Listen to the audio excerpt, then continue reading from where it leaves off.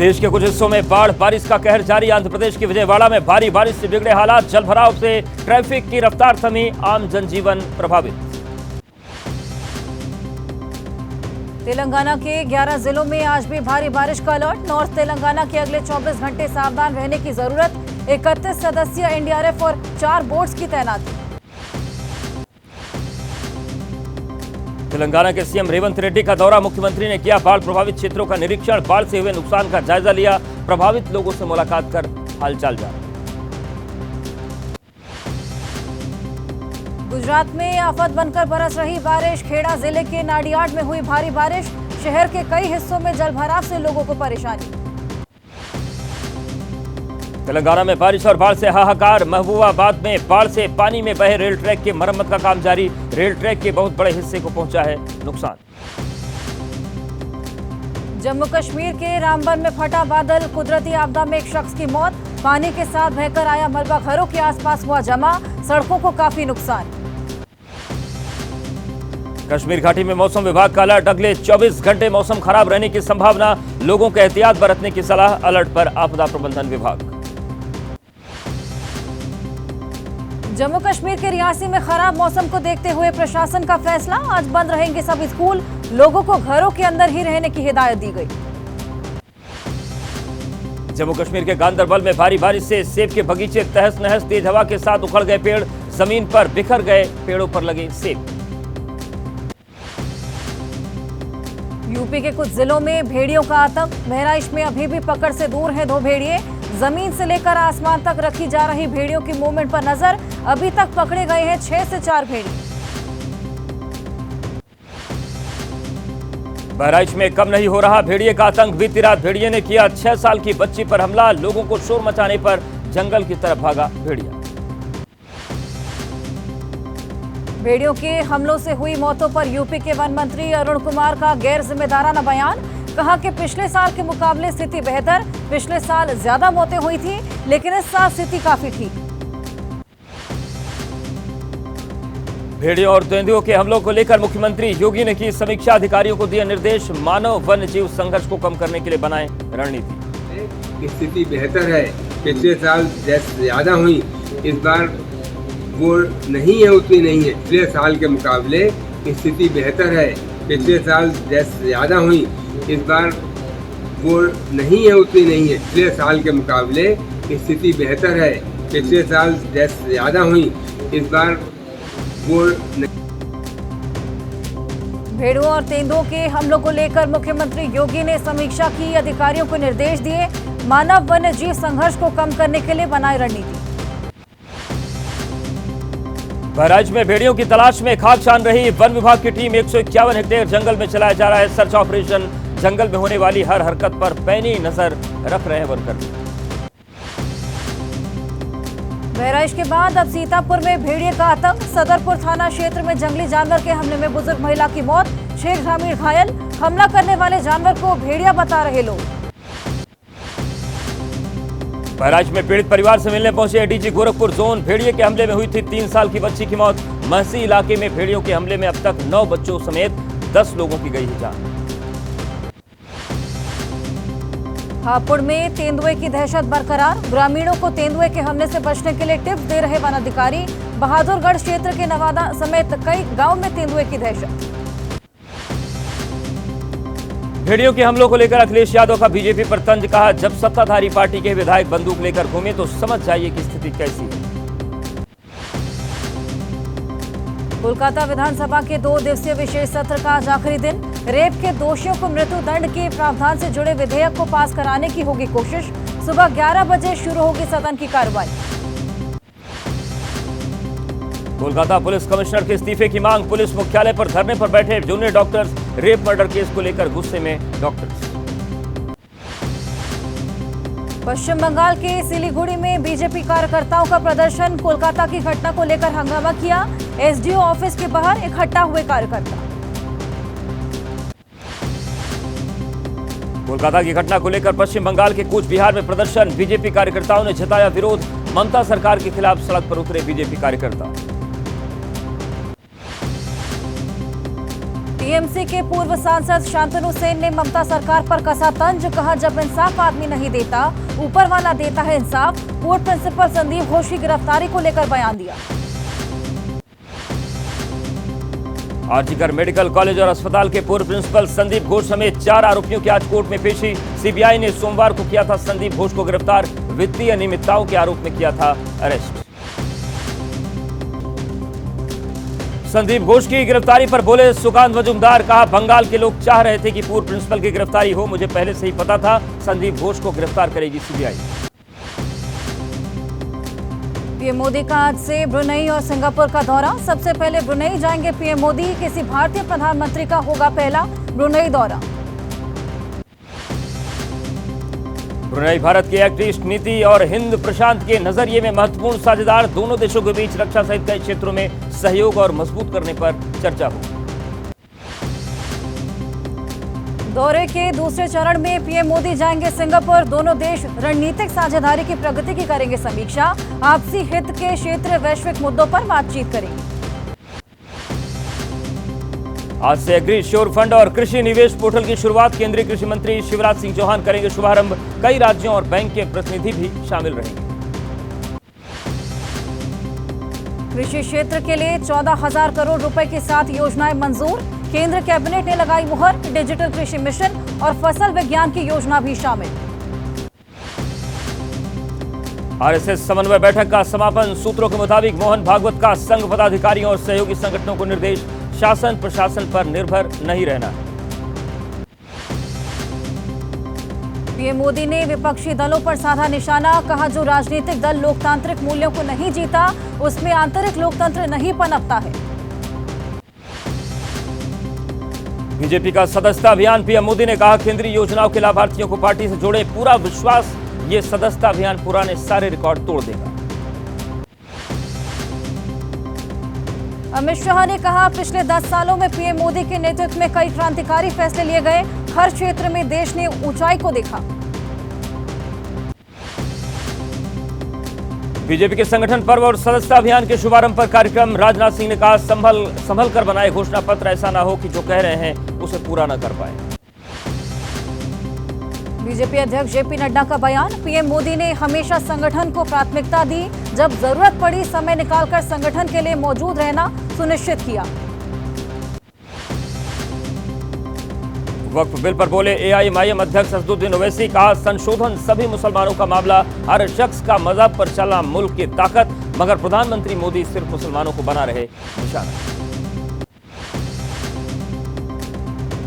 BJP नेता कौसर जहां का पलटवार। कहा, जेपीसी के सदस्य हैं ओवैसी। क्या उनके संविधान में विश्वास?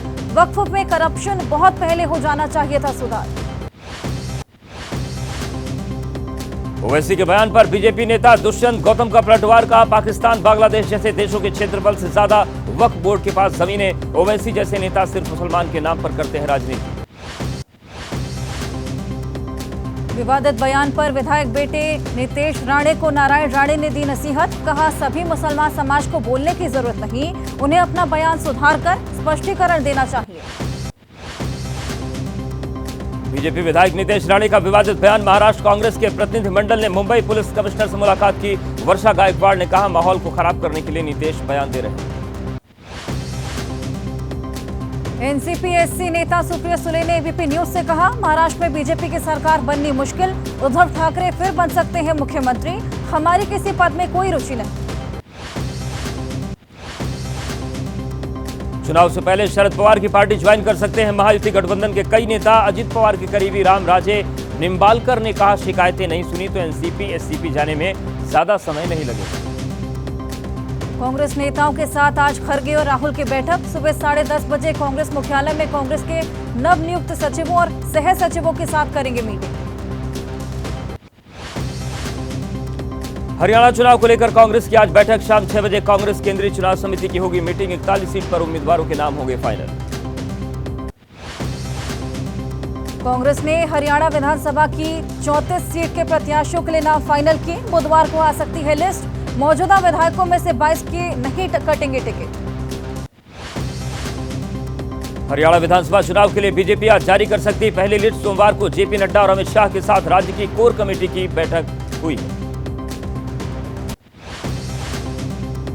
जेजेपी आज आजाद समाज पार्टी के साथ बैठक के बाद जारी करेगी लिस्ट। सिरसा में कल जननायक जनता पार्टी की हुई थी बैठक। दुष्यंत चौटाला ने कहा हरियाणा में बीजेपी खोखली हो चुकी है। बीजेपी सांसद नवीन जिंदल और डेरा प्रमुख गुरमीत सिंह से मुलाकात। 13 अगस्त को फरलो पर बरनावा आश्रम आया था डेरा प्रमुख। हरियाणा चुनाव से जोड़कर देखी जा रही मुलाकात। जम्मू कश्मीर विधानसभा चुनाव के लिए बीजेपी की चौथी लिस्ट। रविंदर रैना नौशेरा से होंगे उम्मीदवार।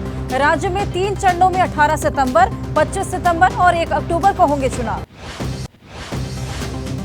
जम्मू कश्मीर चुनाव को लेकर कांग्रेस ने जारी की दूसरी लिस्ट। सूची में 6 उम्मीदवारों के नाम। जम्मू कश्मीर प्रदेश कांग्रेस कमेटी के प्रमुख तारिक हमीद कर्रा सेंट्रल शाल्टिंग सीट से लड़ेंगे चुनाव। पीडीपी नेता महबूबा मुफ्ती ने उमर अब्दुल्ला पर साधा निशाना। कहा जो 40 साल में नेशनल कॉन्फ्रेंस नहीं कर पाई वो केवल 3 साल में पीडीपी ने किया। विवादों में web series IC-814 the Kandahar hijack. आतंकियों का गैर मुस्लिम नाम इस्तेमाल करने पर विवाद। सूचना प्रसारण मंत्रालय ने नेटफ्लिक्स के कंटेंट हेड को आज तलब किया। IC-814 वेब सीरीज पर बैन लगाने की मांग।